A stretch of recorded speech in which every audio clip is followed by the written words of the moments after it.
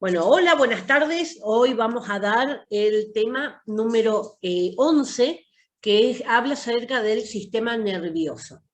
Es un tema que es un poco difícil de comprender porque más que nada los términos son un poco más difíciles, ¿sí? Cuesta más imaginarse y cuesta más pensar cómo está armada toda esta red, ¿sí? Pero es como una red de conexiones, obviamente nerviosas, que son responsables de todo lo que sentimos y todo lo que podemos hacer, ¿sí? O sea que ahora vamos a ir viendo cómo nos va afectando todo lo que rodea, que nos rodea, nos afecta los sentidos y a partir de ahí nuestra respuesta también.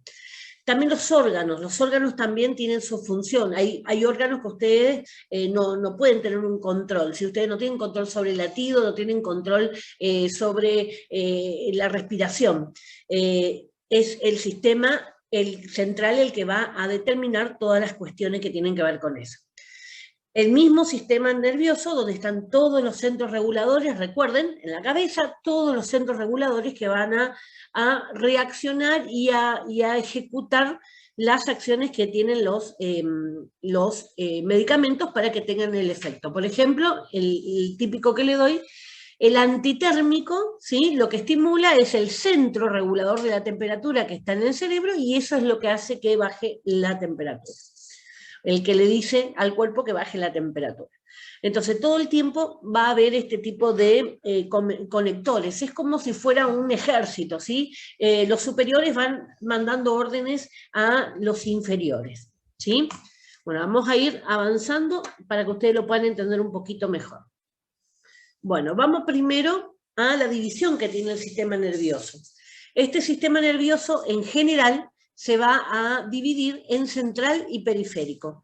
A la izquierda de la pantalla ustedes tienen el dibujito del central, a que se refiere cerebro, cerebelo y todo lo que sea la médula que está dentro de la columna vertebral, ¿sí? Cuando hablamos de sistema periférico, se refiere a todas las terminaciones, ¿sí? Hasta el último lugar de nuestro cuerpo, hasta las puntas de los dedos, hasta las puntas de los dedos del pie. Este sistema nervioso periférico, a su vez, se va a dividir en sistema nervioso autónomo y sistema nervioso somático. Lo que nosotros vamos a ver hoy, ¿sí? Que tiene que ver con toda la medicación que se maneja en una farmacia, es el sistema nervioso autónomo, ¿sí? Pero es bueno que ustedes entiendan todo lo que significa, ¿sí? Toda la clasificación general que hay. Bueno, este sistema nervioso autónomo, o autonómico dice ahí, pero normalmente se lo conoce como autónomo, va a ser el que va a estar conectado a todos los órganos y a todas las glándulas, ¿sí? Entonces, a medida que el cerebro va detectando que hay azúcar en la sangre, va a estimularle al páncreas para que segregue la insulina. Y así con cada una de los órganos y de las acciones que tiene que hacer el cuerpo. Ustedes ni se enteran, ¿sí? Entonces, fíjense la importancia que tiene, porque mientras que nosotros estamos dando la clase, está pasando un montón de procesos químicos, ¿sí? En el sistema nervioso somático, comunica los órganos sensitivos y los músculos voluntarios. ¿Qué quiere decir? Si yo me pincho el dedo, ¿sí? O me quemo, agarro algo que está caliente, las terminales sensitivas, ¿sí? Que están en la piel, las terminales sensitivas, van a mandar un rápido mensaje al cerebro. Está caliente. La respuesta va a ser por los nervios motores, que lo que va a hacer es retirar la mano, ¿sí? Siento a mi medio ambiente y acciono a través de los músculos o la parte motora del cuerpo.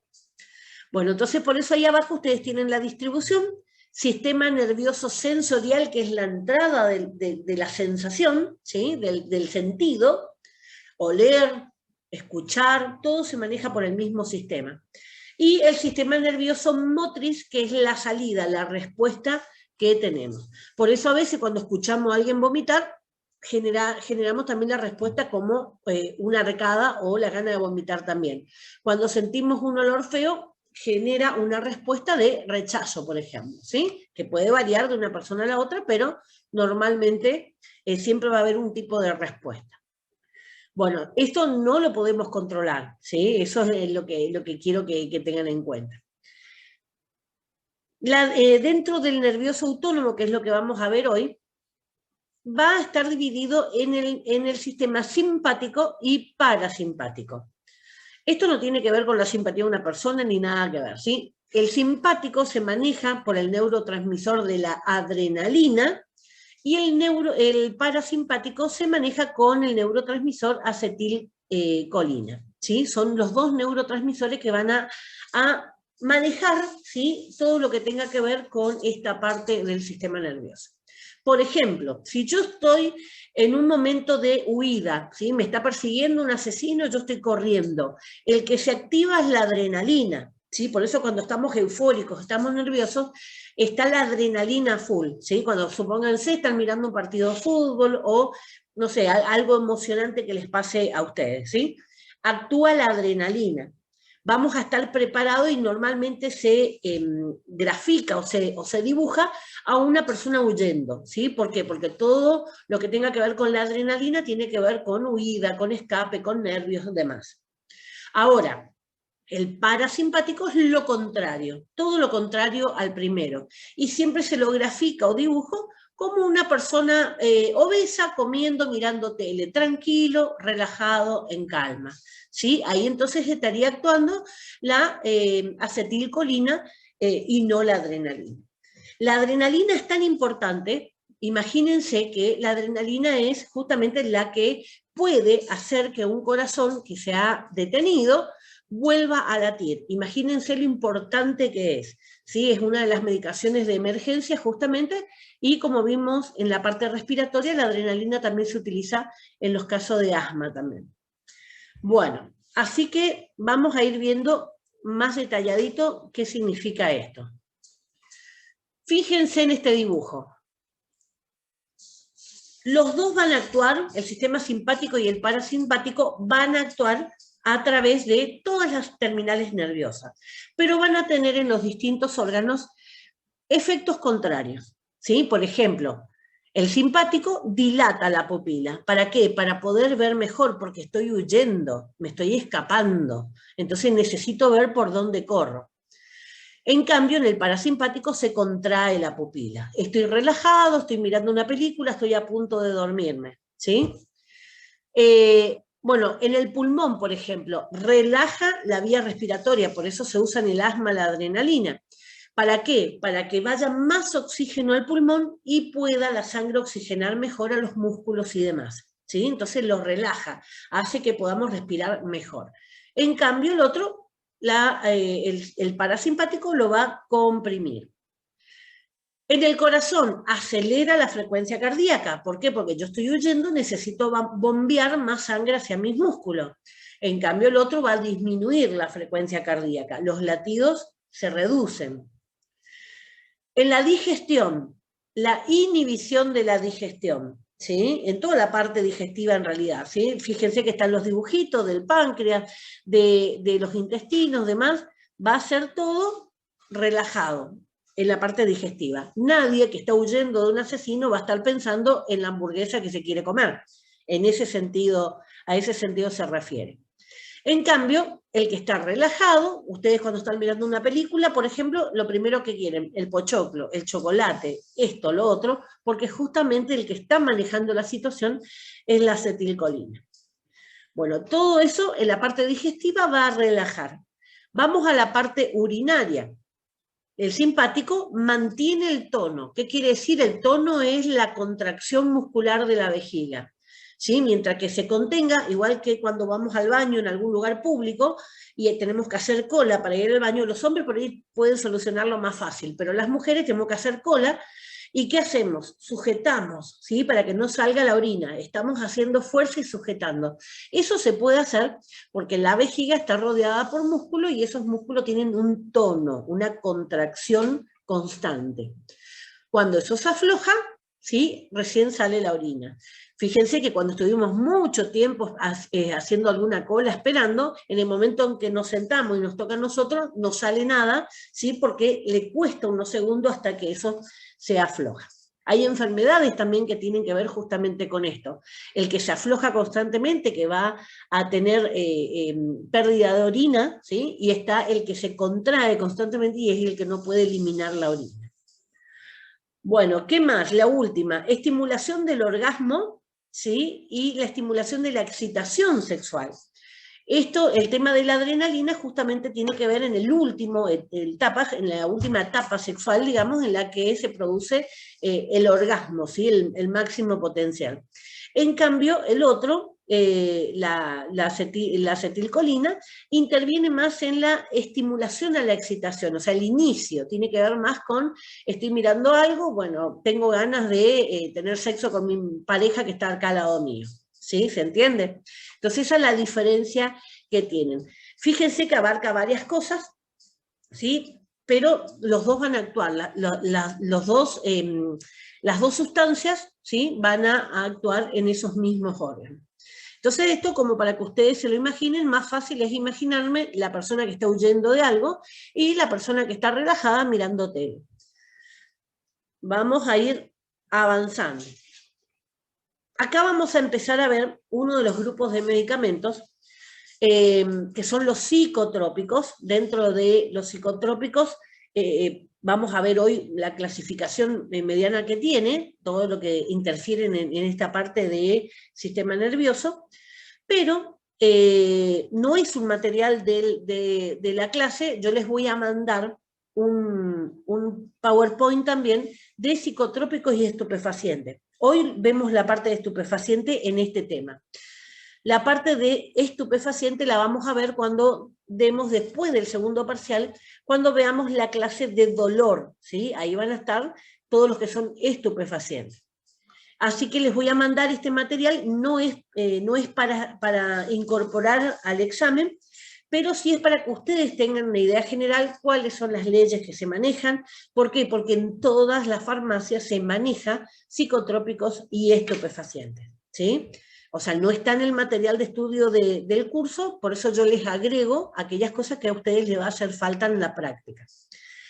Los dos son de contralor. ¿Qué quiere decir? Salud Pública controla, ¿sí?, que aquellos medicamentos que estemos comercializando lo hagamos bien, lo hagamos correctamente, tengamos la receta, se compre por el canal que tiene que ser y se expenda también a las personas que cuenten con la receta, ¿sí? Esos son parte de los libros obligatorios que ustedes encontraron, si ya están haciendo el trabajo práctico, que ustedes encontraron que la ley habla de los libros obligatorios en la farmacia. Bueno, así que hoy vamos a ver parte de eso. Yo igual les voy a mandar, porque es muy linda la historia, cómo surge, digamos, los estupefacientes. Surgieron 6.000 años antes de Cristo, así que imagínense la cantidad de tiempo que se está dando vuelta con las mismas sustancias, ¿sí? El opio, la morfina, que justamente viene de la flor de la amapola. Los psicotrópicos son más nuevos, ¿sí? Estamos hablando del año 1400 aproximadamente, pero que tuvo muy marcado el efecto en la sociedad. ¿Por qué? Porque las personas que sufrían algún trastorno del sistema nervioso con este tipo de enfermedades eran, dependiendo de la época en la que se encontraran, eran considerados locos, eran considerados, ¿cómo se llama? Con incorporaciones satánicas, poseídos. Fueron considerados místicos, ¿sí? Se los consideraba como mensajeros divinos, o sea, dependiendo de la época en la que estaban, sufrían abusos o no. Incluso, no estamos hablando de mucho tiempo atrás, la tortura que se le sometía a una persona, ¿sí?, que tuviera algún trastorno del sistema nervioso, ¿sí? A los que tenían convulsiones, por ejemplo, epilepsia, se los consideraba que eran divinos en la época romana. Y bueno, y así, digamos, cada vez que aparecía alguna persona que tenía algún trastorno, o se lo recluía o se lo mantenía alejado de la sociedad por considerarlos violentos o demás, ¿sí? O sea que eso es lo que está en el material, y está todo lo que sean las listas que ustedes se van a manejar acá en Misiones, ¿sí? La lista habla de lista de psicotrópicos, lista de estupefacientes, Y todo ese tipo de medicación tiene una regulación muy específica, ¿sí? Eso es lo que quiero que tengan bien en claro. Bueno, ahora sí, vamos al tema de hoy. Perdón, se me seca la garganta. Vamos a los ansiolíticos e hipnóticos. Ansiolíticos, romper la ansiedad. Hipnótico, viene de dormir, ¿sí? Los que me van a producir un cambio de la condición. Algo para que ustedes tengan bien claro. Una cosa son los psicotrópicos y otra son los estupefacientes. Antes, acá en la Argentina, se consideraba que todos los psicotrópicos estaban incluidos dentro de los estupefacientes. Por eso, las leyes, sí, que no están actualizadas, van a hablar solamente de estupefacientes. Luego se incorpora la ley de estupefacientes, de psicotrópicos, perdón, y eso hace que se dividan las dos listas. ¿Cuál es la diferencia? Psicotrópico es toda droga que es capaz de modificar mi psiquis. ¿Sí? Repito, toda droga que es capaz de modificar mi psiquis, mi cabeza. Si estoy nerviosa, me tranquilizo, si no puedo dormir, me duermo, si estoy decaída, me levanta el ánimo. Todo lo que me cambie la cabeza es psicotrópico, ¿sí? ¿Qué es un estupefaciente? Es toda droga que es capaz de causar adicción, ¿sí? Normalmente, antes se consideraba todas estas drogas, y de hecho, si ustedes ven los abuelos que toman ansiolíticos durante muchos años, están adictos a la medicación. Si no toman el ansiolítico antes de dormir, no pueden dormir, por ejemplo, ¿sí? Eso ya es una adicción. Pero cuando hablamos de estupefacientes se refiere más que nada a los analgésicos fuertes, donde está justamente la morfina, que es la droga o el medicamento más fuerte utilizado, derivado justamente del opio, ¿sí? O sea, durante mucho tiempo se usó, yo les conté también en otra oportunidad, que lo vamos a ver, Laboratorios Bayer, por ejemplo, tenía un jarabe de opio, ¿sí? Jarabe de opio, imagínense, al 1900, tenía jarabe de opio para la diarrea de los chicos. Imagínense, le estaban dando opio a los chicos para que pare la diarrea. Bueno, afortunadamente, y después de muchos problemas, que eso es lo que me gustaría que ustedes pudieran leer en el material que les voy a mandar, justamente después de guerras que se hicieron por el opio, la comunidad internacional resolvió controlar este tipo de medicación y se hizo en forma pareja en todas partes del mundo. Por eso todas las aduanas, todos los países tienen su ley de contralor de estupefacientes, ¿sí? A raíz de los estragos que hizo en la sociedad. Esto cuando empiezan a decir, bueno, marihuana libre, que esto, que aquello, bueno, no tienen ni idea, ya tuvimos marihuana libre en la sociedad, tuvimos opio libre en la sociedad. El desastre que desencadenó es lo terrible, ¿sí? Eso es lo que habría que revisar la historia para ver por qué se sacaron de la legalidad. Bueno, ahora sí, dentro de los psicotrópicos vamos a los ansiolíticos e hipnóticos. Dentro de este grupo van a estar los grupos farmacológicos que se llaman benzodiazepinas y barbitúricos. Bueno, primero vamos a definir qué es la ansiedad. Dice, la ansiedad es un estado de aprensión. Me duele el pecho, ¿sí? Muchas veces van a la consulta por dolor de pecho pensando que es el corazón y es la angustia que tienen, ¿sí? La ansiedad. Tensión o disconfort que proviene de la anticipación del peligro, cuya fuente se desconoce o no se reconoce. A lo mejor yo no puedo reconocer. Me aprieta el pecho, tengo una ansiedad porque mi hijo salió solo con el auto, ¿sí? Tengo una ansiedad, me aprieta el pecho hasta que no me diga mamá, llegué, no sé. Bueno, tengo una ansiedad por el examen, ¿sí? Estoy que me muero porque el examen. Tengo una entrevista laboral. Todos esos procesos van a estar cargados con esta parte de ansiedad. Mientras que yo lo pueda manejar, no hay problema. Ahora, cuando yo no lo puedo manejar es donde se convierte en un problema que hay que tratar. En este estado anímico existe una sensación de peligro con síntomas físicos derivados de la estimulación del sistema nervioso autónomo. ¿Qué va a aparecer? Cefalea, porque va más sangre, ¿sí? Recuerden. Palpitaciones, sudoración, dolor en el estómago, el dolor de panza ante los exámenes, Opresión del pecho, típico de los ancianos ahora en el tema de la cuarentena. Intranquilidad, estoy nerviosa, miro todo alrededor, ¿sí? Todo ese cuadro es un cuadro de ansiedad. En ciertas situaciones, tener, dice, un cierto grado de ansiedad se considera normal o incluso beneficioso. ¿Por qué beneficioso? Porque si yo no me preocupo por nada, voy a hacer una plasta todo el día, ¿sí? Voy a estar sentado, alguien me va a traer comida, alguien va a hacer esto, pero si yo tengo esa mínima dosis de ansiedad, va a ser, uy, vienen mis hijos a la escuela, tengo que cocinar. Eso también es un estado de ansiedad, pero manejable. Bueno, en estos casos hablamos de ansiedad situacional, situación que motiva y prepara al individuo para acometer tareas de manera inmediata y rápida, ¿sí? Los papás le dijeron que hagan algo y ustedes no hicieron y, uy, ahí está llegando mamá, salgo a correr para hacer, ¿sí? Esa es la reacción rápida. El problema aparece cuando la ansiedad incapacita a la persona. Por ejemplo, un trastorno de pánico. Hay personas que tienen pánico, ¿sí? Y no se pueden mover. Yo desconfío a veces de los casos de pánico cuando el problema es pánico a ir a trabajar o pánico para ir a hacer algo, ¿sí? Que es productivo para algo. Ahora, tuve en cursos anteriores, tuve una de las alumnas que ella sufría de pánico y a ella le agarraba pánico cuando estaba en plena vacaciones. Dice, me pasaba encerrada en el departamento en Brasil, dice, porque no podía salir de la puerta del departamento. Ahí sí estoy convencida de que no miente, ¿sí? Entonces, siempre estos procesos tienen que ir acompañados de terapia. No solamente la parte del medicamento, sino una terapia psicológica para ver a qué se debe ese estado de ansiedad, ¿sí? Si yo solamente tomo la medicación, nunca voy a poder dejar la medicación. La medicación es como una muleta que voy a usar durante un tiempo hasta que una terapia psicológica me ayude a solucionar el problema que tengo. Muchas veces arrastran problemas de abandono, arrastran problemas de soledad, ¿sí? Sobre todo los ancianos tienen esa sensación, ustedes habrán escuchado alguna vez, sensación del nido vacío, cuando se nos van todos los hijos y quedamos solos otra vez, ¿sí? Son situaciones, digamos, que ameritan, digamos, que se haga algún tipo de acompañamiento. Fue cambiando también todo el concepto que se tiene de psicología.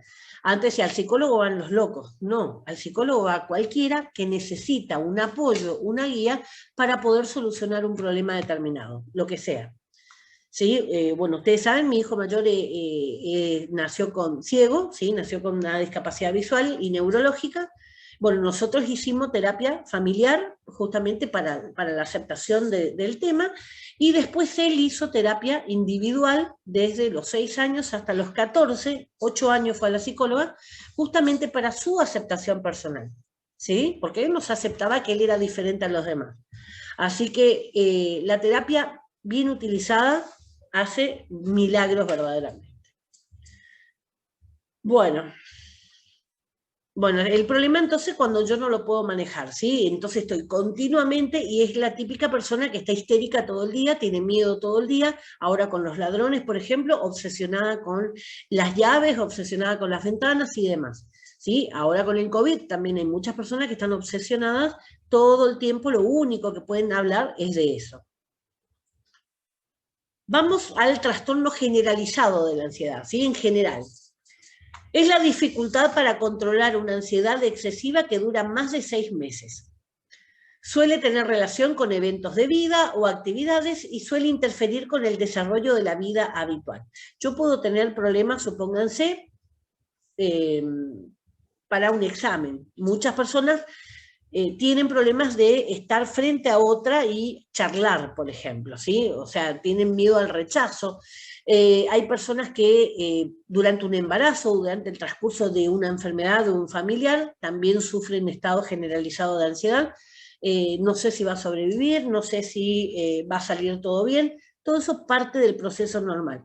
Ahora, si yo sigo obsesionada después con eso, ya se va volviendo en un trastorno general, ¿sí? O sea, las cosas tienen que ser en su día, ¿sí? No estar obsesionada por algo que pasó 10 años atrás. Obviamente, si ocurre eso, es porque necesito un tratamiento, no se va a ir por arte de magia, ¿sí? Sobre todo ustedes fíjense que se habla mucho acerca de los abusos sexuales y demás, y dicen, uy, se cayó tanto tiempo, recién ahora habla. Habla, la persona que sufrió un abuso sexual, habla cuando puede, no cuando quiere la justicia o no cuando quieren los familiares, ¿sí? La persona, sea una criatura o sea una persona grande, habla cuando puede, ¿sí? Entonces a eso se refiere. Puede haber un daño hecho años atrás y hoy se manifiesta con determinadas enfermedades, ¿sí? Y en realidad lo que está somatizando el cuerpo, o sea, llevándolo al cuerpo, es toda esa carga de ansiedad que tiene la persona. O sea, si ustedes se ponen a analizar, es bastante complicado el cuadro cuando no tiene un control. Síntomas relacionados con el sistema simpático, adrenalina, siempre recuerden, el simpático es la adrenalina, y además aparece fatiga, inquietud, tensión muscular, porque estoy histérica todo el tiempo, incapacidad para concentrarse, porque pienso solo en eso, sensación abrumadora de aprensión, de que me aprieta, que me vigilan, síntoma de respuesta parasimpática, porque se mezclan los dos, va a ser dolor abdominal, urgencia miccional, el que hace pis cada rato, les habrá pasado cuando están por rendir un examen, uy, me duele la panza, uy, me voy al baño cada rato, ¿sí? Eso es porque empiezan los dos a actuar. Dentro de este generalizado tenemos el trastorno de pánico.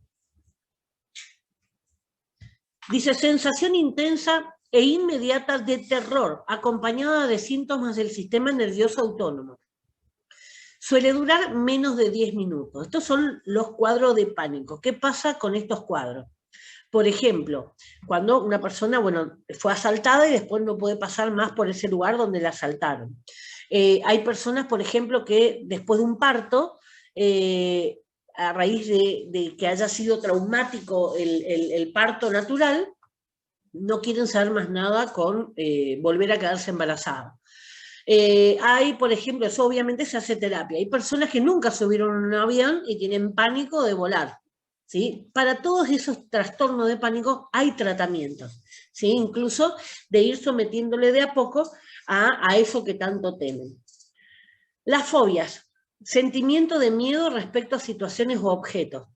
Bueno, fobia a las arañas, fobia a las serpientes, fobia, cualquier cosa que nos da miedo, ¿sí? Hay personas, por ejemplo, que no se van a dormir si no revisaron todos los roperos y no abrieron, no miraron todo abajo de las camas, ¿sí? O sea, son fobias. Hay gente que, por ejemplo, las personas con discapacidad que tienen trastorno del espectro autista, muchas veces tienen fobia a determinados colores, a veces tienen fobia a determinadas formas, ¿sí? Por ejemplo, no comen nada redondo, o sea que arveja no se le puede dar, ¿sí? O no comen nada naranja, zanahoria no le des porque entra en conflicto, ¿sí? Entonces, una vez que uno sabe cuál es el trastorno o conoce cuáles son las fobias que tiene esa persona, obviamente evita, ¿sí?, estar cerca de todo eso que le hace mal.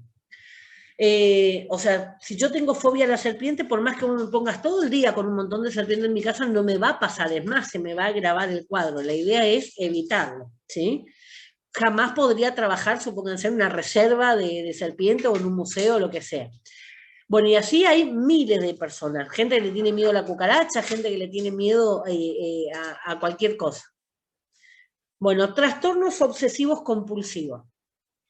Pensamientos o comportamientos recurrentes, o sea, que se repiten, repetitivos, que interfieren con la vida diaria y las relaciones. Estos son los famosos TOC, ¿sí? Trastorno obsesivo compulsivo. Cuando empiezo no puedo parar.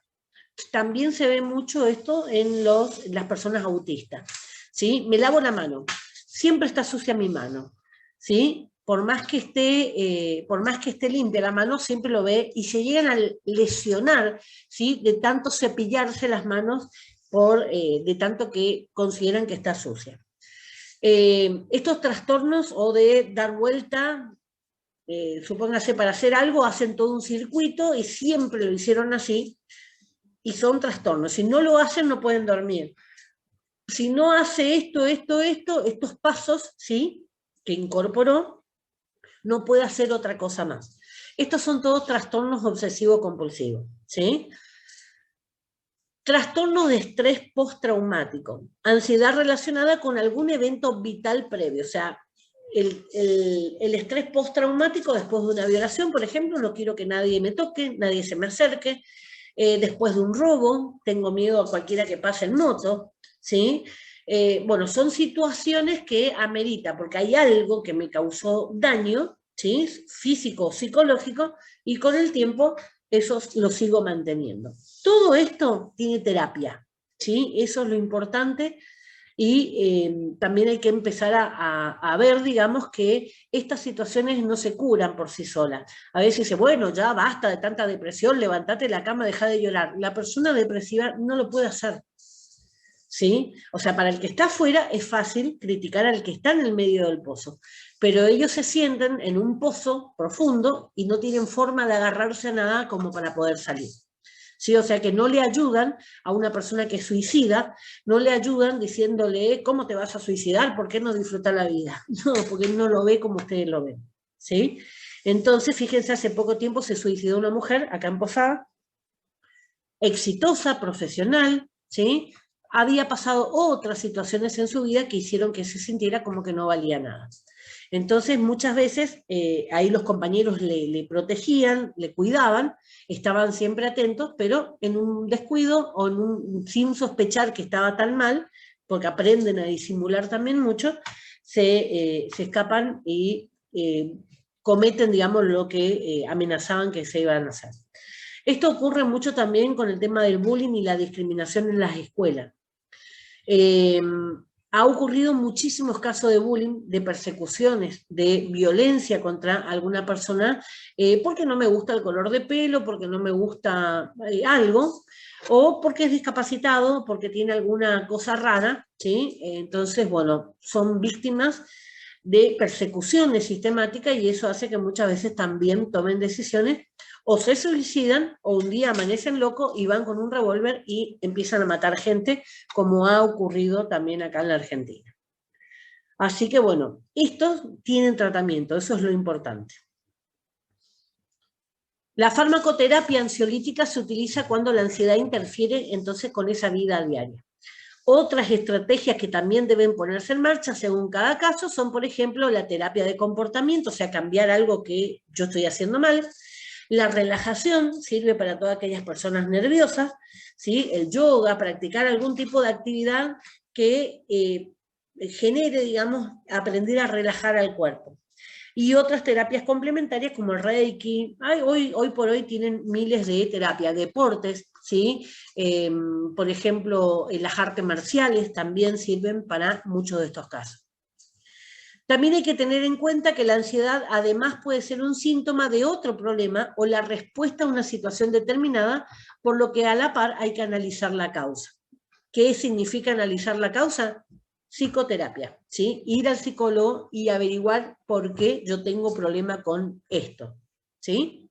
A lo mejor son cosas reprimidas, cosas de nuestra memoria, que yo no puedo recordar, pero me siguen generando este tipo de problemas. Insomnio. Incapacidad de la persona para iniciar el sueño o para permanecer dormida, la que se va despertando cada ratito. Estoy por estornudar.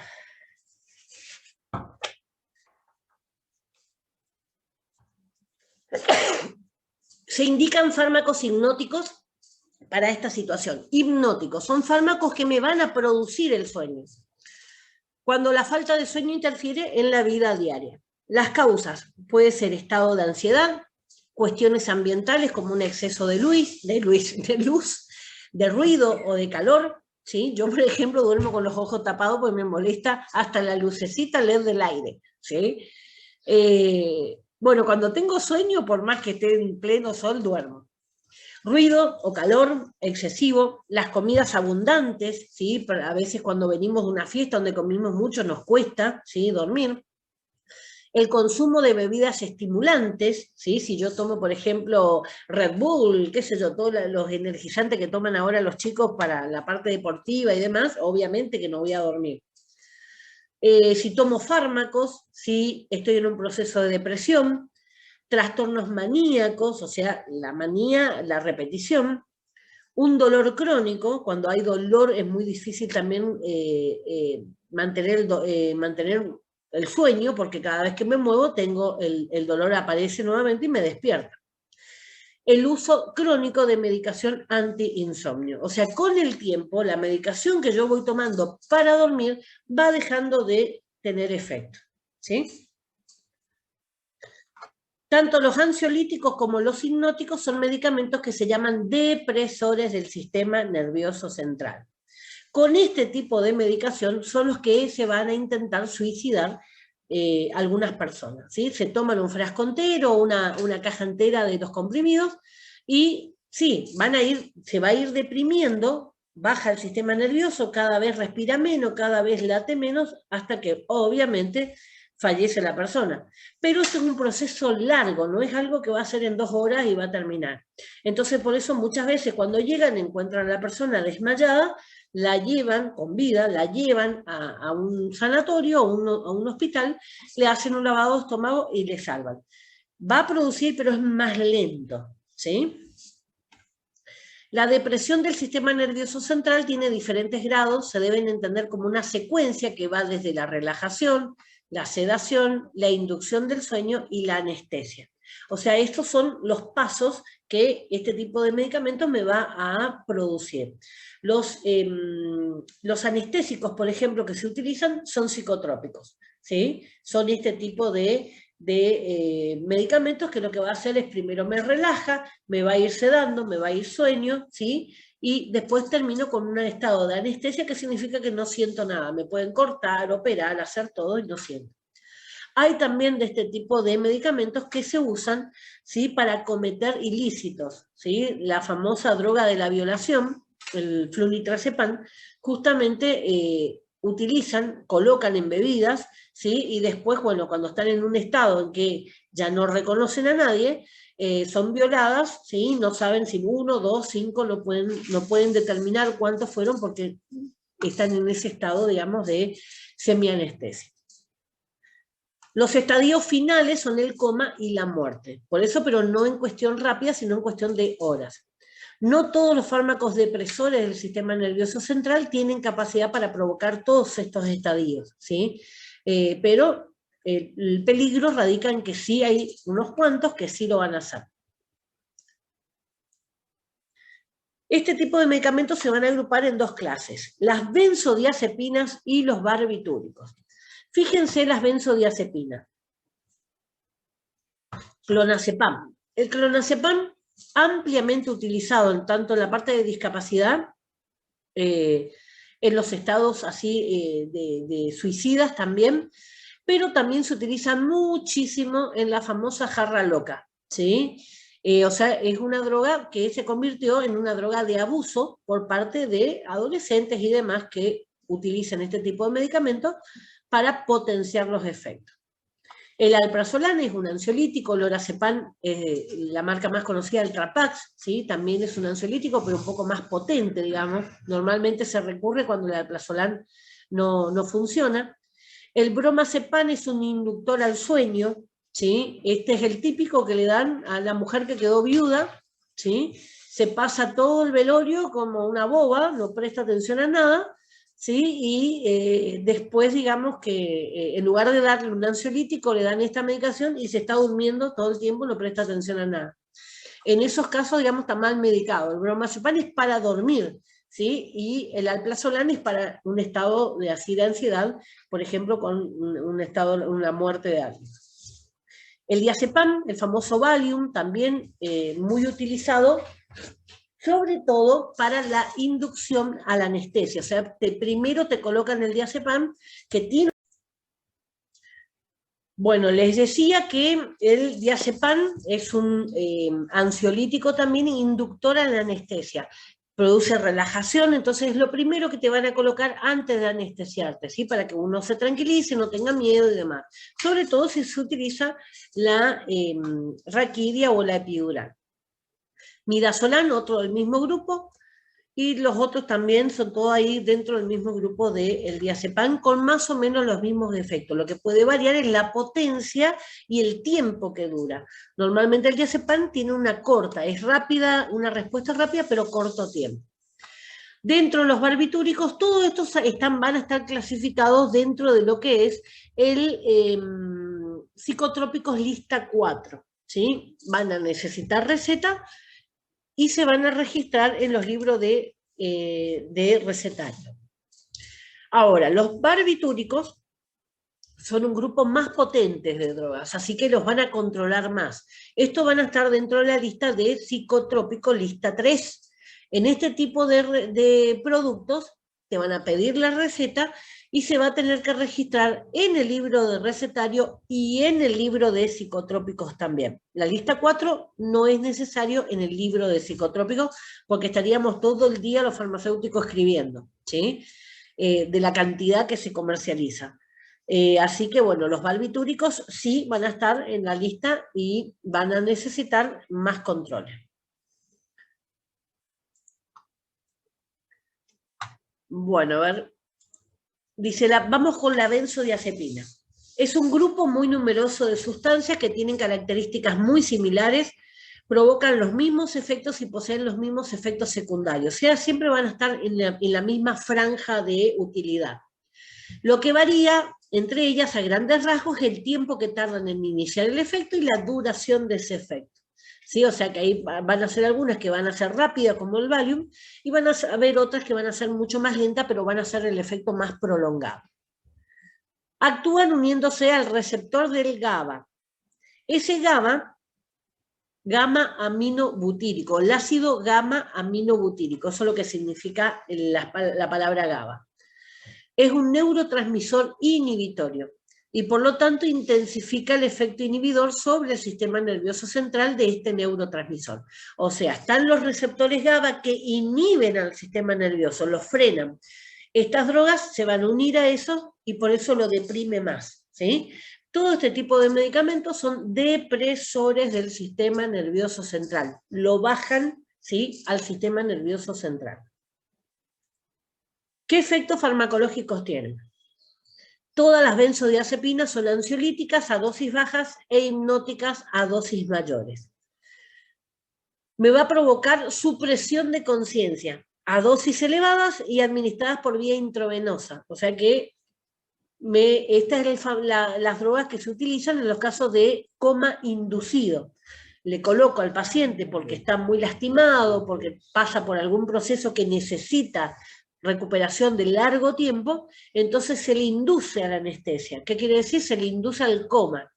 Entonces, coloco este tipo de medicación, el paciente entra en coma, ¿sí? Cuando yo retiro la medicación, el paciente otra vez se despierta, ¿sí?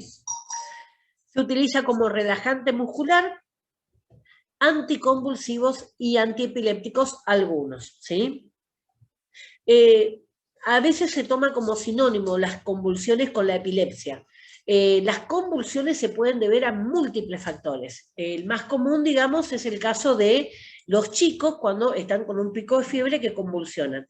En cambio, la epilepsia es una enfermedad estable, ¿sí? Se puede convulsionar por distintos motivos, pero se puede tener una epilepsia por exclusivamente una patología. Perdón, me está agarrando, me estoy quedando, digamos, súper alérgica. A ver.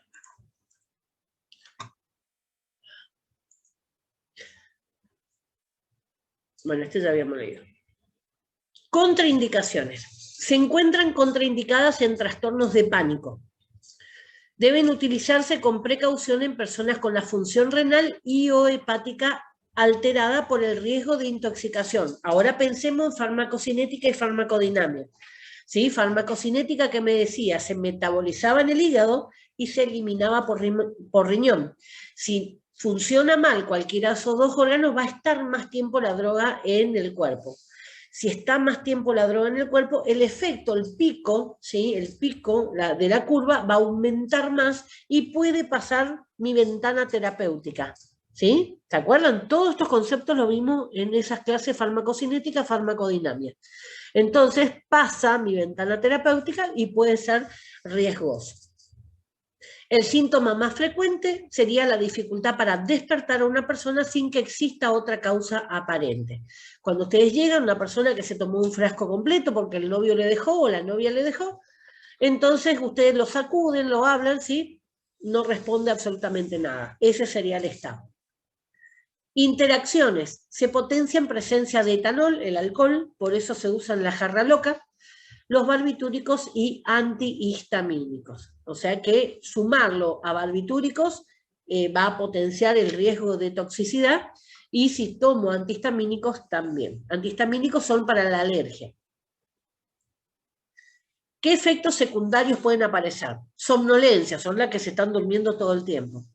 Sedación, estoy re tranquila que no reacciono ni si viene el tren, que estoy sentada en el medio de la vía y viene el tren.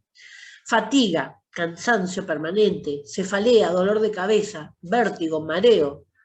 Alteraciones cognitivas, ¿qué quiere decir? Confusión, desorientación, trastornos amnésicos, o sea, no me acuerdo. Por eso siempre en la emergencia le van a preguntar, ¿cuál es su nombre? ¿Usted sabe qué estuvo haciendo? ¿Sabe de dónde venía? ¿Qué día es hoy?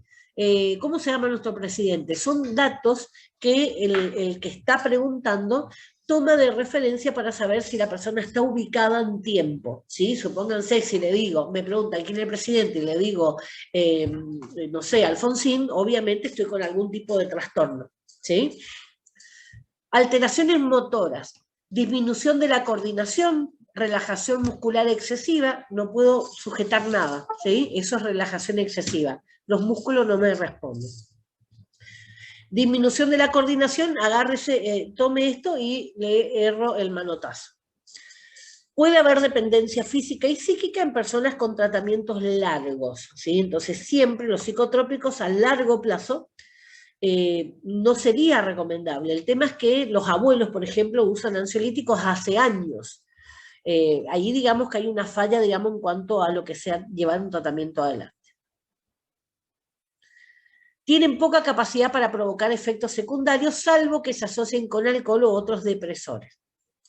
Las de acción corta, cuando se usan de forma prolongada, tienen menor riesgo de provocar somnolencia excesiva, como el Valium, ¿sí? El diazepam, pero mayores problemas de insomnio y ansiedad cuando se retiran. Los de acción prolongada tienen mayor riesgo de sedación debido a que se acumulan en el organismo, pero provocan menos problemas de privación, o sea, cuando le retiro el medicamento o el síndrome de abstinencia, debido a que se metabolizan de una forma más lenta y sus efectos perduran durante la retirada. O sea, la diferencia es que el que va a estar más tiempo en mi cuerpo va a seguir produciendo su efecto por más que yo deje de tomar la pastilla ya. Ahí ustedes tienen una idea de cuándo es el comienzo, ¿sí? Y cuánto dura la vida media. Ahí fíjense, hay distintos medicamentos. Vamos al diazepam. Si ustedes prestan atención a la planilla, es el único que es rápido, por eso se usa para preoperatorio.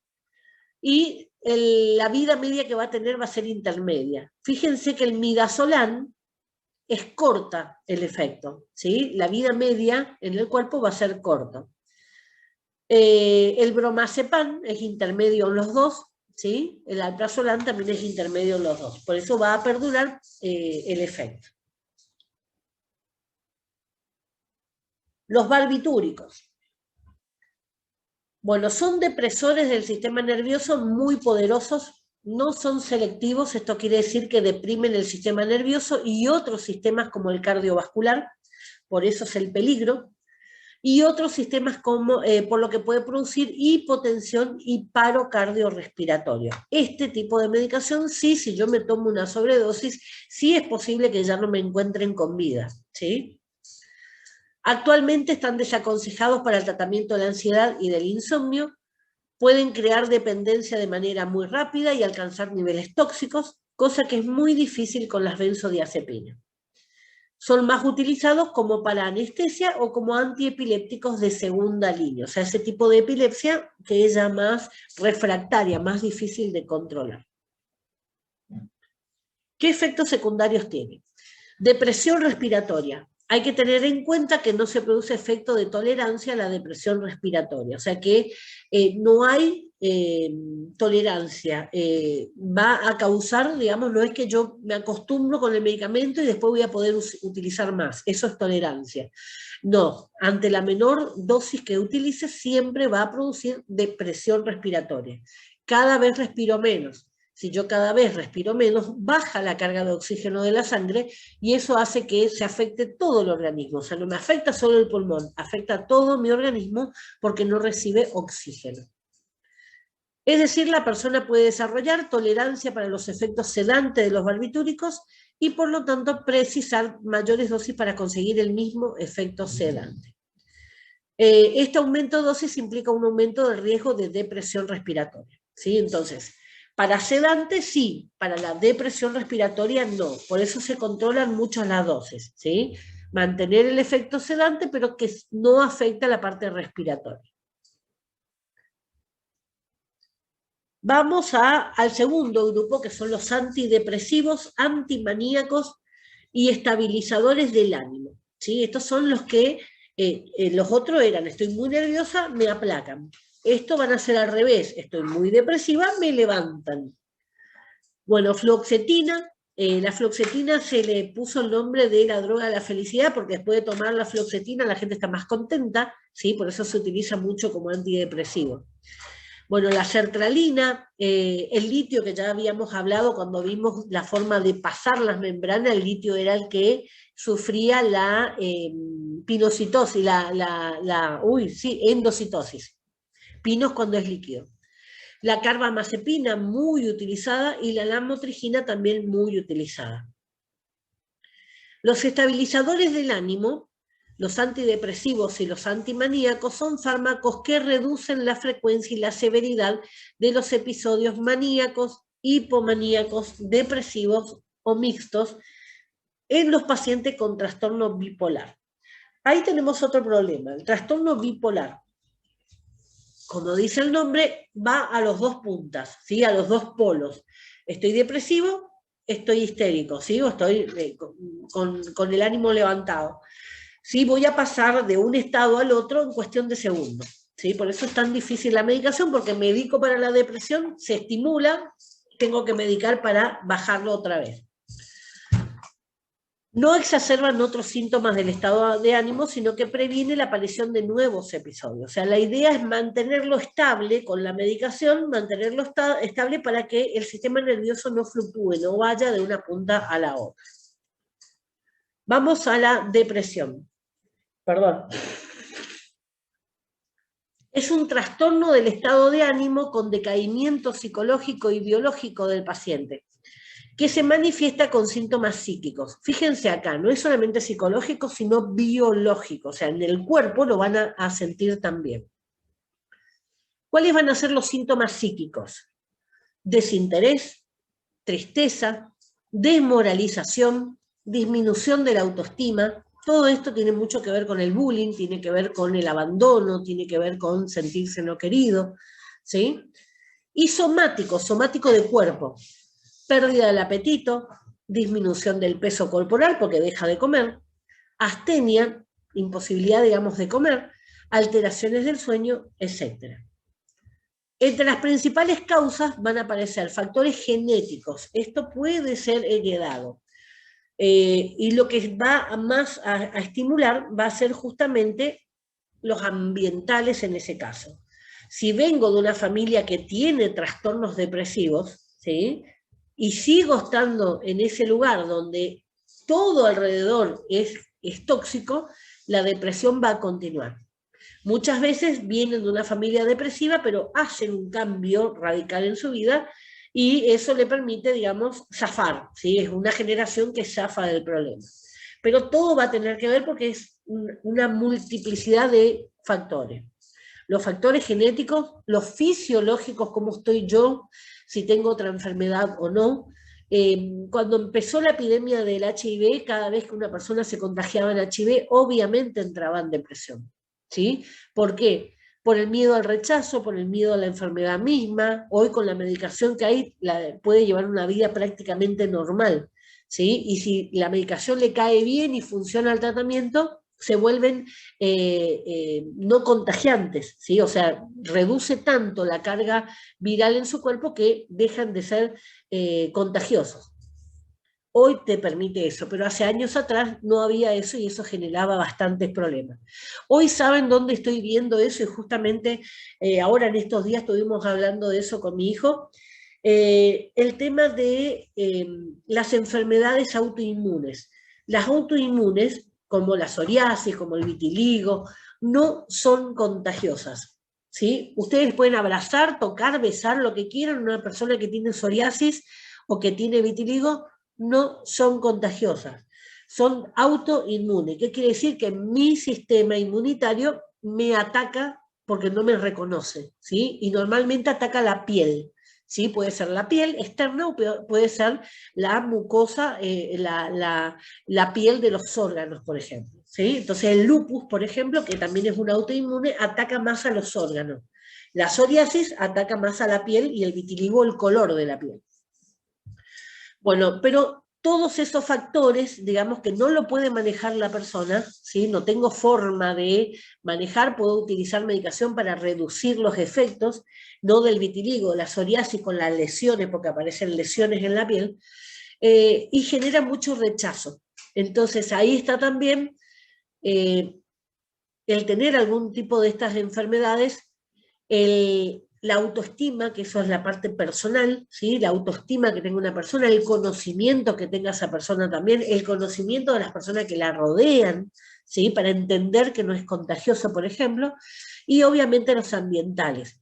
Porque justamente hablábamos con una persona que tiene vitiligo y dice que para ella es terrible viajar en el colectivo porque la gente le mira como si fuera un bicho raro y además tratan de no acercarse por la duda si fuera contagioso. Bueno, cuando hablábamos con esa persona, bueno, yo le explicaba, es por ignorancia, ¿sí? Pero por más que yo le tenga, digamos, contemplado que la persona no sabe, no deja de ser agresivo, no deja de doler a la persona que lo está padeciendo. Entonces, nuevamente, siempre este tipo de trastornos, siempre va a haber una parte de discriminación y una parte de bullying también. Vamos al trastorno bipolar. Como le decía, va de los dos polos, ¿sí? Bipolar, dos polos. Se alternan periodos de manía, exaltación, ¿sí? Con periodos de depresión profunda. Se caracteriza fundamentalmente por cambios extremos en el estado de ánimo. ¿Vieron el Señor de los Anillos? El Gollum, el hobbit viejo que había sido el que tenía el anillo durante mucho tiempo y se convirtió en un ser totalmente, digamos, envejecido, ¿sí? El anillo era lo que le mantenía vivo. Bueno, fíjense los cambios, la doble personalidad que tenía. Una era todo exaltada y la otra era depresiva, ¿sí? Y pasaba una cuestión, en su propia conversación pasaba. Bueno, es una forma más exagerada de explicar cómo es un proceso bipolar. La persona puede estar recontra bien ahora y en media hora entra en un estado de depresión. Entonces, a veces, ¿qué puede pasar? Tiene la cita con el psicólogo. Se prolongó el tiempo del paciente anterior y ellos ya entran en crisis, ¿sí? O le avisó, bueno, no vamos a poder tener la sesión de hoy y entran en crisis, ¿sí? Son los típicos que no pueden manejar la situación porque pasan de un extremo al otro. Vamos a los antipsicóticos. Bueno, ahí tenemos la clorpromacina, trifluoroperacina también sale bastante, la tioridacina también. El haloperidol creo que debe ser uno de los cabeceras, ¿sí? La olanzapina, la clozapina, también la risperidona. Son todos antipsicóticos. Bueno, ¿qué es la psicosis? La locura, ¿sí? La psicosis es la pérdida de contacto con la realidad. Normalmente, por eso las preguntas guías, ¿sí? Los que están en emergencia le van a hacer una serie de preguntas justamente para ver si se ubica en tiempo y espacio, en dónde está, con quién está y demás. Pueden presentar alucinaciones o delirios y cambios en su personalidad y pensamiento desorganizado con o sin comportamiento inusual o extraño. O sea, puede pasar de todo. Así como por dificultad para interactuar socialmente e incapacidad para llevar a cabo actividades de la vida diaria. este pintor, Dalí tenía psicosis. Y si ustedes prestan atención a sus dibujos, que obviamente cuando estaba vivo no vendía nada, pero después que murió pasó a ser una celebridad del arte y hoy están valuados en millones y millones de dólares. Pero si ustedes prestan atención a sus dibujos, son todos deformados, ¿sí? Son todas figuras, pero deformadas. ¿Por qué? Porque son los trastornos que él tenía. Él se veía así deformado por las alucinaciones que tenía. En todos los autorretratos que se hizo, el pintarse su imagen está justamente en todo distorsionado. Bueno, ¿estoy? Los antipsicóticos son neurolépticos o tranquilizantes mayores, constituyen un grupo de medicamentos de naturaleza química muy heterogénea, o sea, muy variada, pero con mecanismo de acción común. Actúan fundamentalmente por bloqueo de los receptores dopaminérgicos cerebrales D2. ¿Qué quiere decir entonces? Hay receptores en el cerebro, ¿sí? Receptores llamados D2, dopaminérgicos 2, que van a actuar, ¿sí? Con la dopamina, y los va a bloquear, ¿sí? En este caso, ¿qué van a hacer estos medicamentos? Van a unirse a esos receptores y lo van a bloquear para que no se siga transmitiendo esa información mal, ¿sí? Aunque muchos antipsicóticos tienen actividad sobre los receptores de otros neurotransmisores. Se utilizan para el control de los síntomas de la enfermedad psicótica, aunque no son una cura a la enfermedad, pueden ayudar a mejorar la calidad de vida del paciente. La esquizofrenia o la psicosis no se curan. Lo que puedo conseguir es controlar los síntomas y enseñar al paciente con la ayuda de psicólogos y psiquiatras justamente a manejar su enfermedad, ¿sí? A ver, ¿cómo se llamaba el científico este, el matemático? El de la película. Ganador del premio Nobel. No me sale el nombre.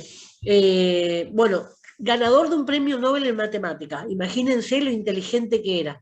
Pero él era esquizofrénico. Él tenía imágenes. Hay una película con Russell Crowe de la vida de él. Justamente, ¿qué hizo? Vivió toda su vida pensando que eran reales sus alucinaciones, ¿sí? Cuando lo detectan que era así, primero obviamente rechazó la idea porque era imposible de toda su vida, hasta que él mismo empezó a notar cosas que nunca había prestado atención.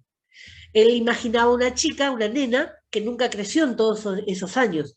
El compañero de la universidad de él, de su habitación, él estaba solo en la habitación, pero él toda su vida tuvo su compañero imaginario, pero no es imaginario, o sea, él lo veía real. Imaginario, tener un amigo imaginario, yo sé que es imaginario, ¿sí? Él no lo sabía. Tampoco nunca había Dash, creo que era el apellido de él. Nunca envejecía. Entonces empezó a atar cabo y con su inteligencia obviamente lo pudo manejar. ¿Qué estrategia tomó, por ejemplo? Cuando alguien se le acercaba, que él no lo conocía, se acercaba a él, él empezaba a preguntar a los otros, ¿lo ves? Para saber si alguien más veía o era una alucinación suya.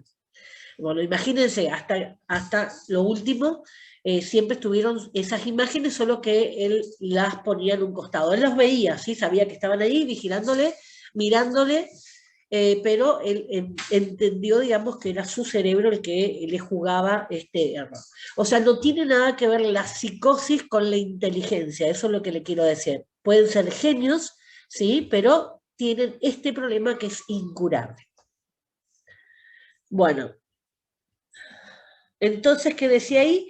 Se utiliza para la calidad de vida del paciente. La idea es mejorar entonces la calidad de vida. Vamos a los anticonvulsivos y antiepilépticos. Dice, bueno, ahí fenitoína, muy utilizado, el fenobarbital también a bajas dosis, la carbamazepina también. La carbamazepina se usa mucho con el tema de la deshabituación al alcohol, o sea, los tratamientos de recuperación de los alcohólicos. El clonazepam, todos estos medicamentos son ampliamente utilizados en la farmacia. ¿Qué es la epilepsia? La epilepsia es una enfermedad crónica que se caracteriza por la actividad eléctrica anormal y repentina del cerebro, como si fuera un cortocircuito. Los síntomas van desde las ausencias a alteraciones en la percepción, pérdida temporal de la memoria o movimientos descontrolados y convulsiones. Esto por ahí es lo que más asociamos, ¿sí? La persona que cae en el piso y se empieza a retorcer o a sacudir. Bueno, hay todo un proceso, digamos, durante tiempo le metían cosas en la boca para que no se trague la lengua. La lengua no se puede tragar, ¿sí? O sea, dejen de meterle cosas en la boca a una persona que está con epilepsia. ¿Por qué? Porque les va a morder. Si les llega a morder, no hay forma de destrabar la mandíbula, ¿sí? Han perdido dedos, imagínense la fuerza de la mordida. No se coloca nada en la boca, se le acomoda, se le aleja de cualquier mueble que le pueda estar golpeando cuando se sacude y se lo deja. En lo posible, colocar una almohada, algo, en la cabeza para que no golpee la cabeza contra el piso. ¿Sí? Pero se le deja solo en una cuestión de unos minutos y se le va a pasar. Obviamente las ausencias también son epilepsias, pero solamente que no tienes esta contracción de los músculos, ¿sí? Y lo que hace es perderse, ¿sí? Durante unos minutos, se apagó la luz en la casa, en el cerebro, se apagó la luz y no registran nada alrededor. Esto por ahí son más difíciles de entender desde afuera porque de golpe se tildó la persona y no hay respuesta. Obviamente con estudios se puede determinar que es una epilepsia. La convulsión. Le decía que no es lo mismo la epilepsia que la convulsión. La convulsión es un síntoma que puede responder a múltiples patologías y se presentan cuando el cuerpo de una persona se sacude de una manera rápida e incontrolable. Puede ser por intoxicación. En los niños la fiebre desata estas convulsiones. Muchas veces en los adolescentes, cuando empieza a haber un cambio hormonal, les da 1, 2 o 3 series de convulsiones, pero que al hacer los estudios se comprueba de que epilepsia no es, ¿sí? Entonces esto es, digamos, como para diferenciar muchos jóvenes, hombres sobre todo, cuando llegan a la edad de la pubertad y empiezan las hormonas a fabricarse con mayor velocidad, pueden tener algún tipo de trastorno con respecto a la convulsión. Parece bastante un antigripal. A ver si me pasa. Los fármacos antipilépticos y anticonvulsivos suprimen la actividad neuronal lo suficiente como para prevenir la hiperactividad. O sea, lo que hace es tratar de reducir esas contracciones. Cuando se tiene un ataque epiléptico, algunas de las neuronas se van a resentir, o se van a lastimar, se mueren, ¿sí? Entonces siempre después de una convulsión, una epilepsia, un cuadro de epilepsia, siempre va a haber algún daño, ¿sí? Cuando ustedes escuchan todo lo que tiene que ver con la marihuana medicinal, la marihuana para los chicos que tienen epilepsia refractaria, no quiere decir que esté habilitado fumarse un porro, eso está prohibido, ¿sí? Lo que se autorizó es el aceite, ¿sí? Que se consigue por mecanismos especiales de extracción de la planta del cannabis, se retira ese aceite y ese aceite es lo que se utiliza para el tratamiento de estos chicos. ¿Cuál es el efecto que produce? La sedación para que no tengan tan repetidas cuadros de epilepsia. Cada vez que hay una epilepsia, hay células que mueren, ¿sí? Por eso la idea es prevenir esos ataques. Estas sustancias no modifican el curso de la enfermedad, no la curan ni la detienen, ¿sí? Es incurable la epilepsia, sino que tratan los síntomas, van a tratar de reducir las crisis que se tienen, para que el paciente viva un poco mejor y para que no pierda las capacidades que tiene, ¿sí? A medida que va avanzando la epilepsia sin tratamiento, van perdiendo la habilidad para hablar, la habilidad para moverse, para comprender el medio que los rodea, y se van convirtiendo como en vegetales, ¿sí? En personas que no tienen respuesta a lo que les rodea. Bueno, entonces la idea siempre va a ser de la medicación, no se cura entonces la epilepsia y lo que se va a tratar de hacer siempre es reducir el daño que producen las epilepsias a nivel cerebral y darle una mejor calidad de vida a ese niño o ese adolescente. Estoy tomando el antiepiléptico. No sé por qué salió. Está re loco esto.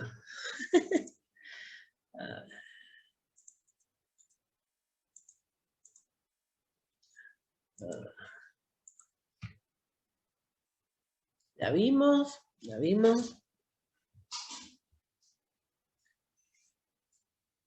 Bueno, ahí estamos.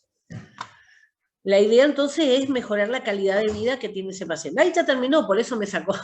Bueno, está por cortarse ya, así que ahí ya no nos conectamos más.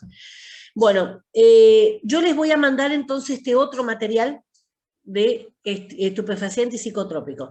La parte de estupefacientes es lo que vamos a ver después en la clase de dolor, y esta parte de psicotrópicos sí van a estar dentro de esa clasificación. O sea que lo que quiero que presten atención con ese material, más allá de la historia que le puse, porque es muy para entender, digamos, todo lo que fue el proceso y por qué surgen las leyes que regulan a los psicotrópicos y a los estupefacientes, hay que comprender la historia como vino, ¿sí? Después de saber que se produjeron guerras, ¿sí? 2 guerras por el opio se produjeron, uno toma conciencia de lo que significa esa droga cuando está dispuesta libremente en una sociedad. Puede ser muy placentera, al inicio siempre este tipo de drogas son muy placenteras, me hace feliz, me hace olvidar los problemas, todo lo que ustedes quieran, pero a la larga el daño que va produciendo y la violencia social que genera es indiscutido también, ¿sí? Entonces, la idea es dónde queremos vivir acá a 10 años. Hay algunas personas que ya tienen la predisposición genética de psicosis activada por marihuana, pero yo no lo puedo saber, ¿sí? O sea, yo puedo fumarme un cigarrillo y manifestar la psicosis, o puedo pasarme años fumando como Charly García, ¿sí? Años fumando, y bueno, ahora sí está con psicosis senil, ¿no? Pero, digamos, años puedo estar consumiendo la droga y a lo mejor a mí no me pasa nada, ¿sí? Pero en general hay que tener en cuenta que no todos tienen los mismos organismos.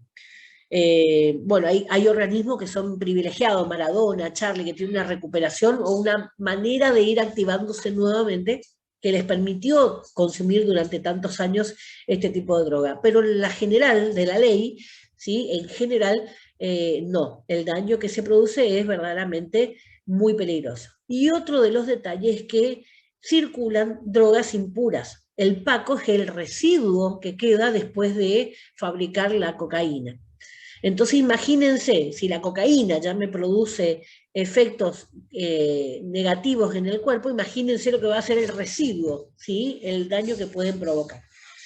Hay otras drogas, ¿sí? También cocodrilo, hay un montón de drogas que por desconocimiento los jóvenes inician en este camino y son caminos que es muy difícil salir, ¿sí? Eso tengan en cuenta, que es sumamente difícil y normalmente llevan a más problemas, ¿sí? Una persona que está drogada no sabe con quién tiene sexo, si esa persona tomó algún tipo de recaudo o no, terminan contagiados con un HIV, con alguna de las otras enfermedades que incluso no tienen tratamiento y pueden matar más rápido.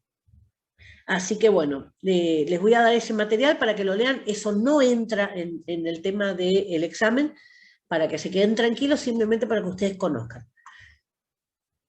Psicotrópicos y estupefacientes están controlados por el ANMAT, se manejan por 2 listas, cada una de esas listas tiene 4 niveles, una va a estar prohibida, ¿sí? La marihuana está en ese grupo de las prohibidas, y a medida va a ir variando, digamos, hasta la que tiene el mínimo control, que sería la receta y registrarlo en el libro de recetario general.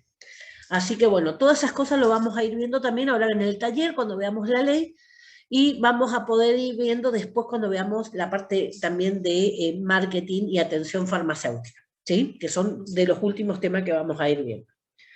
Bueno, está que se corta en cualquier momento. No sé si quieren hacer alguna pregunta, si les quedó algo. Ah, bueno, les explico otra cosa. Les explico otra cosa. Acá en Misiones, porque eso varía de una provincia a la otra. Hay provincias que se manejan esos recetarios oficiales, ¿sí? Que no son la receta común del médico, sino que son unas recetas oficiales que las imprime Salud Pública, y que Salud Pública le entrega a determinados médicos que manejan este tipo de sustancias, ¿sí? Ellos son los que van a tener el contacto con Salud Pública, van a retirar la chequera, ¿sí? Van a escribir el medicamento, van a recetar el medicamento en esas chequeras que tienen 3 partes iguales. A esas 3 partes iguales la rellena a mano, no se puede rellenar de otra manera, ¿sí? A mano de tinta y mano del médico. 2 de esa parte la corta y la da al paciente. Al paciente llega con ese doble receta a la farmacia. Cuando llega a la farmacia se les pende el medicamento, ese medicamento, una de esas recetas se archiva, se deja en el archivo de la farmacia, se registran los libros, y la otra receta la farmacia tiene que mandarla a Salud Pública para que cierren el circuito, ¿sí? O sea, esos son pasos importantes en la farmacia, como para que ustedes entiendan, digamos, que son drogas que tienen su control. Para los psicotrópicos se utiliza recetario rosado, y para estupefacientes se utiliza el recetario celeste, ¿sí? Por eso en el cuadro que va a figurar en el material que les doy, le pongo con esos colores como para que relacionen cuáles son celeste y cuáles son rosados. Lo mismo, para que la farmacia pueda comprar ese tipo de productos a la droguería o al laboratorio, lo hace a través de vales, también vales oficiales que se retira de Salud Pública. Ellos son los que autorizan que uno compre o no compre ese tipo de productos, como anestésicos, ¿sí? Como por ejemplo los barbitúricos, el fenobarbital y demás. Ahora, también viene el rosado para comprar psicotrópico, celeste para comprar estupefaciente, ¿sí? Bueno, niños, nos vemos entonces la próxima. Les subo este material, les subo ese archivo extra, ¿sí? Y preparo el video para subirles cuanto antes. Bueno, a ver, sí. Una pregunta. Sí. El trabajo que usted nos mandó es largo, ¿cierto? ¿O no? No, no es largo. Pues pensé que no sería es más largo porque son puntuales algunos puntos que ustedes tienen que ver de la ley. Bueno. Gracias. Porque hicimos y nos llevó como 2 hojas, 3. Uy, ¿eso es largo? Fíjate cuántas hojas tiene, vos fíjate cuántas hojas tiene la ley. Y ahí decime si es corto o largo. Ah, bueno. Sí, pues una actividad. Sí. Por eso pensamos que iba a ser más largo. Iba a ser más largo por eso. No, es para que ustedes, es un ejercicio para que ustedes aprendan a leer las leyes, ¿sí? Entonces a buscar cuál es siempre el primer artículo de la ley es el más importante, porque me está marcando de qué habla el resto de la ley, ¿sí? Por eso se le llama el espíritu de la ley. En el caso de la ley, la segunda ley que les di, la parte de medicamentos genéricos, justamente la ley nacional tenía muchísimos errores. Entonces acá en Misiones no se tomó esa ley nacional y se redactó una ley acá nuestra con el mismo objetivo que la ley nacional, pero sin los errores que tenía. Creo que en este grupo hay alguien de Corrientes. La ley correntina se adhirió directamente a la ley nacional. Por eso tiene otras leyes y por eso le di otro trabajo práctico, como para que también analicemos ese día del taller. ¿Sí? Pero son muy puntuales las cosas, y lo que quiero ver es que si ustedes prestan atención a la lectura, no necesitan leer completo la ley, pero sí pueden mirar, hay uno de los puntos que le pide qué otros temas se tratan en la ley, y justamente es buscar los títulos, ¿sí? Los títulos son los capítulos, ¿sí? Dice, no encontré de qué más habla, de medicamento, del farmacéutico, y no encontré más, y cuando yo le empiezo a explicar,